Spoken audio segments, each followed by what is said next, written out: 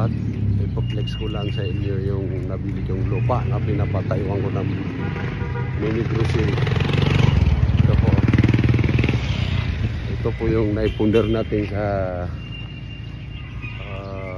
pag-vlog natin.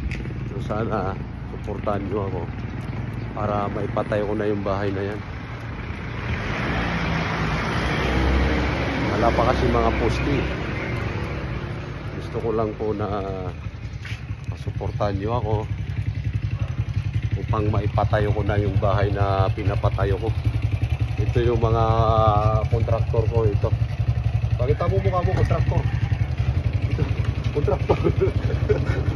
Ito yung kontraktor na gumagawa ng bahay ko ito. Napakabait na kontraktor ko. Kasi lahat, nasa kanya lahat. Architect, civil engineer. Ito naman yung bata niya. Ito. Yung ano niya, yan yung gumagawa ng mga poste. Ito yung bus namin, si contractor. So, yun lang mga kalamak.